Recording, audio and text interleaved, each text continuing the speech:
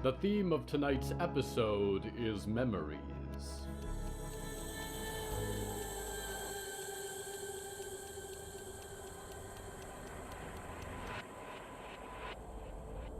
Stay still, Huntington, Diggory said. She is only trying to help.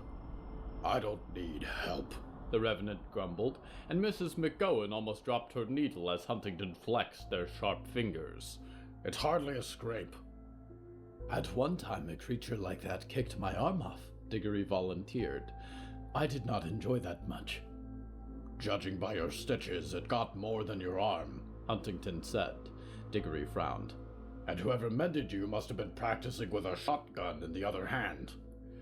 That's uncalled for, Percy said, appearing in the air like mist and leaning towards the dead hunter. Diggory's lucky to be alive. A situation I'm sure I might have helped with had I been free, a voice said from the door. Diggory glanced over to find Stitchery pinned, slender as a pair of shears and precise as a sewing machine. Mrs. McGowan, thank you for your help, Stitchery continued, but we can take care of our own maintenance. If you're sure, the woman replied, putting her suture kit away. But we are here if you need us, all right? Stitchery knelt beside the infirmary bed, producing a silver needle and a spool of black thread with a flourish. Huntington's square chest was bare, and had been perforated by several sharp wedges, the hoofprints, Diggory knew, of the Grifficaws. Their stuffing peered through the wounds, and symbols of black ink were inscribed on the inside of their skin. You fared much better than I did with them, at least, Diggory said. It's in my design, Huntington noted, as Stitchery's spindle fingers went to work, driving in stitches with a mechanical stillness. You are not made for fighting, Diggory Graves. No, Diggory said, glancing at Percy. The lovely boy had drifted over to examine the shelves of children's books. I suppose not. There we are, Stitchery said, finishing the last suture and severing the thread with a sharp-edged fingertip. Almost as good as new. Huntington flexed their chest. The stitches held. While you are both here, Diggory said, can I talk with you? If it is important, we may convene the family, Stitchery said. What is it? Huntington said, sitting up on the bedside, curious white eyes gleaming from under their shaggy black hair. Are you sure we should be talking about this with them? Percy whispered, appearing again on Diggory's shoulder. I think so, Diggory said. I will ask you two to keep a secret. We have no secrets among us, Diggory, Stitchery said. Except where Leyland buried that blasted bell, Huntington said. Which we agreed should be a secret, Stitchery said. It cannot reach Violet or Burn until tomorrow, Diggory said. Both of the Revenants looked to each other and nodded. Diggory continued. Riot is leaving the scout post tonight. She is going to Dreaming Box Andromeda in California to rescue her mother. She has asked Percy and I to go with her. And will you? Stitchery said. I am not sure, said Diggory. Riot is a good friend. Were it not for her, Solomon Reed might still be here to terrorize us, to take Percy away.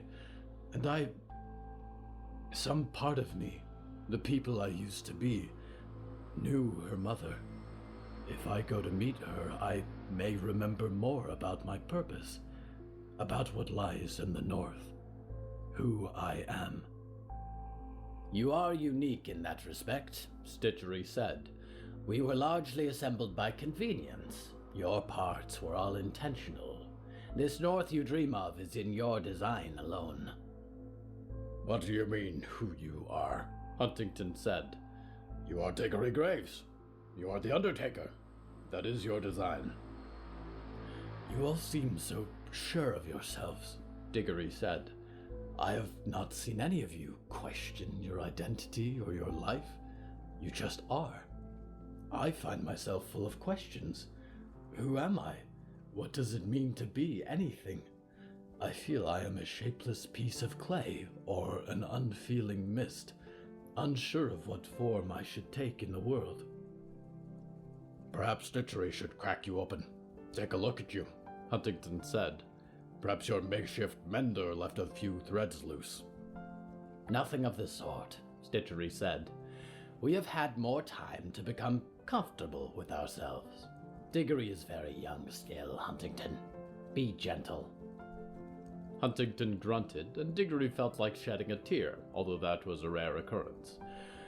All of that to say, Diggory said, I think of this place as my home.